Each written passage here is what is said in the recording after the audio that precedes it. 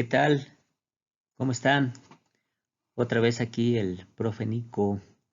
Vamos a platicar brevemente acerca de un tema que es ya abordado por varios autores.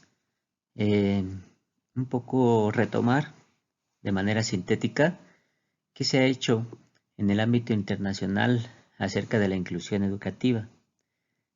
Vamos a tomar como principal referencia el texto de Azorín que se llama Una mirada desde los organismos internacionales a la educación para todos.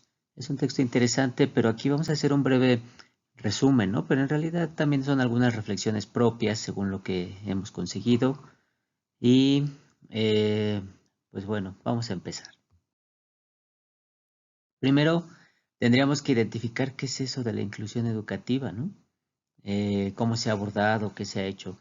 Y aquí lo que yo intento es más bien hacerlos reflexionar a ustedes, hacerlos pensar en lo que significa, ¿no? Por ejemplo, se ha intentado como un derecho, ¿no? Según la ONU, ¿será un derecho? Lo pongo como pregunta para que ustedes lo reflexionen, ¿no? Ya sabemos algunas cosas, pero vamos a poner como preguntas. ¿Será una estrategia de cambios políticos que nos dicen también algunos autores? ¿Será tal vez una utopía? ¿Algo que no se puede lograr? Es una duda interesante, ¿no? ¿Será que se trata de combatir la discriminación? Decía la UNESCO en 1994. ¿Será que se trata de atender a las personas con discapacidad o hay que atender a la diversidad en términos globales? ¿Será que hay que atender a la discapacidad, a las necesidades educativas especiales, a los grupos vulnerables o aquellos que se consideran en riesgo de exclusión? Y están en pregunta, o yo los pongo en pregunta, porque, pues, ¿qué es o quiénes están en riesgo de exclusión, no? A lo mejor todos estamos en riesgo de exclusión, a lo mejor todos podemos ser grupos vulnerables en algún momento de la vida. ¿Me explico? Entonces hay que tener cuidado a quienes consideramos como grupos vulnerables. ¿Será una aspiración? Decía Echeita en el 2008. O sea, todavía estamos en el proceso. Si desde 1948 se ve como un derecho y en el 2008 lo vemos como una aspiración. Y todavía algunas otras preguntas, ¿no? ¿Se tratará de responder a la diversidad? O sea, en términos globales, decía incluso Azorín o Cheita, la diversidad entendida como las diferencias que tenemos todos, ¿no? Entonces, no importa algunas cosas, sino simplemente comprender las diferencias, ¿no? Como esto, ¿no? ¿Se tratará de aprender de las diferencias o se tratará de aprender de las semejanzas, ¿no? Yo lo que digo, además de todo esto que ya se ha englobado, es que la inclusión educativa implica también una actitud. Eso es lo que digo yo, pero lo dejo como pregunta, a lo mejor lo pueden reflexionar. ¿Será que si tengo la disposición para respetar al otro, para atender al otro, quien quiera que sea, eh, implica una actitud? ¿Será eso? Vamos a ver, ¿no? Es algo que lo dejo como pregunta, reflexiónenlo y quizá podamos platicarlo, lo podemos escribir por acá. Muy bien, pues en términos generales, eh, en este texto de Azorín hay algunas tablas, ¿no? Que nos hacen un resumen global. Me parecen interesantes estas tablas porque lo que nos deja en evidencia es que se ha hecho mucho, ¿no? Desde 1948, con la Declaración Universal de los Derechos Humanos, de acuerdo con la UNESCO, y la Declaración de los Derechos del Niño, ¿no? De la ONU, en 1959. Entonces, se han hecho varias cosas en el 85, 70, 78, 79, 89, todo lo que tiene que ver con lo como un derecho, ¿no? ¿En qué se resume todo esto? Pues es algo, pues aparentemente sencillo, pero ahorita lo podemos decir así, más o menos sencillo. Sin embargo, en su momento, pues fue toda una discusión de diversos países, ¿no? Que participaron para promover que todos tenemos ese derecho a la educación. Esa es la intención principal, ¿no? Que todos podamos acceder a la educación. Y parece obvio, ¿no? Ahora, pero ya estamos en el 2023 y hace varios años evidentemente no se trabajaba de esa manera. Y entonces, en su texto también Azorín nos habla de esto que le llaman educación para todos y hace esa tabla ya de manera más específica, atendiendo algunos puntos o algunas de las convenciones, conferencias, cumbres que se han llevado a cabo para atender el proceso de inclusión, ¿no? Desde algunas de las más famosas o que más se conocen, por ejemplo, está la Conferencia Mundial de Yomtien, Tailandia, ¿no? En 1990, o la Conferencia de Salamanca, en donde se hizo una declaración importante acerca del proceso de inclusión. Ahorita revisamos algunos puntos clave. Eh, en fin, hay varias legislaciones, varias declaraciones, varias conferencias que se han hecho desde hace ya más de 20 años, más de 30 años, y algunas han sido un poco más actuales, ¿no? Como la Iniciativa Mundial, la Educación ante todo, en el 2012, ¿no? Digo, relativamente reciente, ¿no?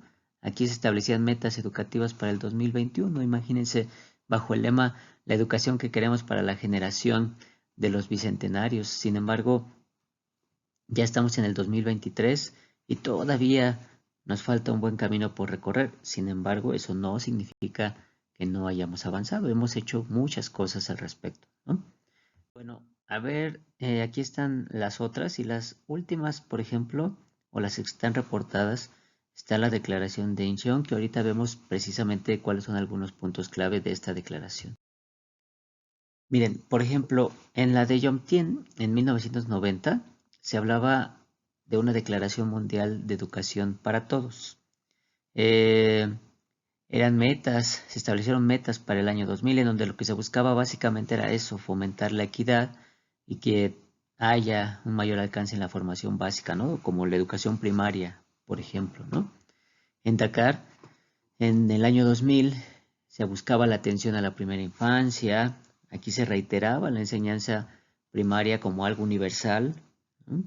En el 2000, eh, la alfabetización de adultos y la paridad de igualdad de género, ¿no?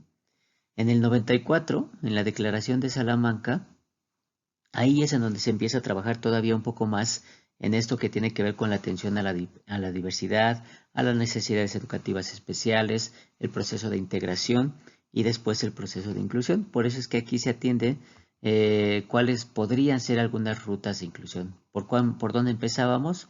Pues por permitir que las personas con alguna discapacidad, por ejemplo, tuvieran acceso a escuelas consideradas como escuelas regulares, ¿no? Esa era la intención, básicamente. Pero en general, desde aquí ya se hablaba de un proceso de inclusión y un proceso de atención a la diversidad, desde 1994, ¿no?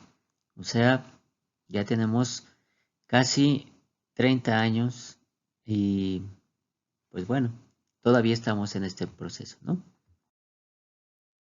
Y algunos otros puntos clave. Por ejemplo, la Convención sobre los Derechos de las Personas con Discapacidad enfatizó específicamente en esta población para suprimir las barreras que tenían o que tienen todavía, ¿no? Algunas barreras importantes, ¿no? Que si los contenidos, que si los materiales, que si las estrategias de enseñanza, que si la misma escuela no permite el acceso a las personas con discapacidad. Todo eso se empezó a trabajar desde acá, ¿no? Y tenía que ver con el entorno. Así que por eso era muy importante, ¿no?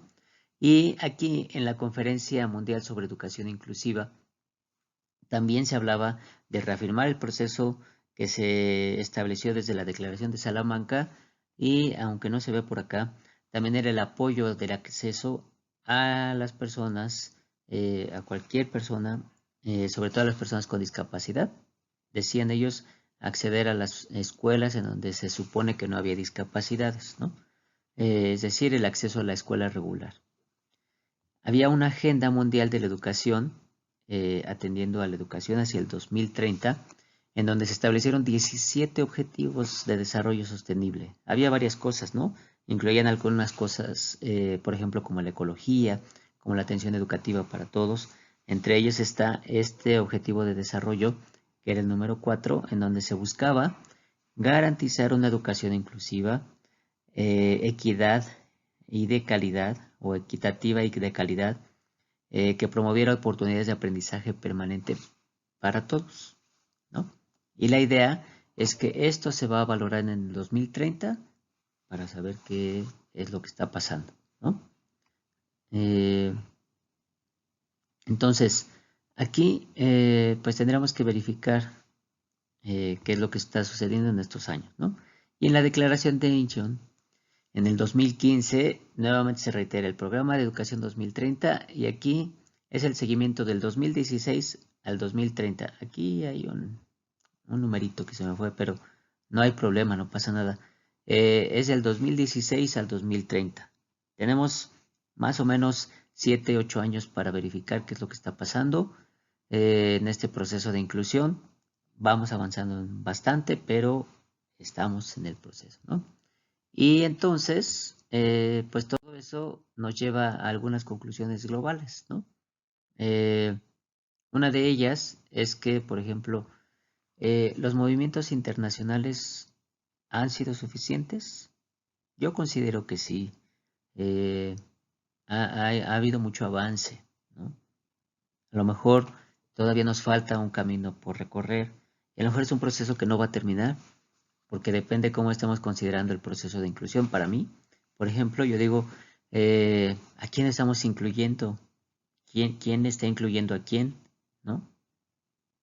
Si ahora estamos aceptando que se trata de atender a la diversidad, si todos somos diversos y todos tenemos diferencias, entonces estos movimientos nos han hecho comprender que sí, que hay una diferencia entre todos y entonces podemos atendernos como una diversidad, ¿no? Y digo atendernos, no es que yo voy a atender a los demás o que los demás me van a atender a mí, atendernos. Para mí, ese es algo que podríamos considerar. Después, ¿qué avances hemos tenido en el proceso de inclusión educativa? Ya hay algunas personas con discapacidad en las escuelas regulares, ¿no? Ya hay algunas adecuaciones, algunos ajustes, algunos procesos de evaluación que están dirigidos específicamente para atender a quienes se consideran diferentes, ¿no? Ya se habla mucho más de la diversidad de género, por ejemplo, de la diversidad cultural, ¿no? Que ya no es nada más la discapacidad, sino que son avances que vamos consiguiendo, ¿no? Después, ¿qué nos falta por conseguir? Para mí sigue siendo un cambio, no solo en las políticas educativas, sino un cambio en la voluntad y en la actitud, que creo que es algo que podríamos cambiar, ¿no? La actitud que tenemos hacia las diferencias. No importa en qué somos diferentes, ya lo sabemos, pero ahora hay que conseguir algún cambio en la actitud. Para mí sigue siendo un proceso de actitud. Entonces, con base en esto, pues la pregunta es, ¿tú qué propones para conseguir la inclusión educativa? ¿Tienes algunas ideas? Seguramente sí. Muchas propuestas también, seguramente. E incluso has hecho cosas. Hay cosas que hacemos de manera cotidiana y lo saben perfectamente, ¿no? Pero se los dejo como reflexión para que ustedes lo atiendan. Ustedes si quieren por aquí abajo comentar algo, lo pueden comentar. Está abierto para que nos hagan esos comentarios. Bueno, de todas maneras, si en algún momento lo podemos platicar, lo vamos a hacer. Muchas gracias. Espero que estén muy bien. Recuerden, soy el profe Nico y pues por aquí andamos. Hasta luego.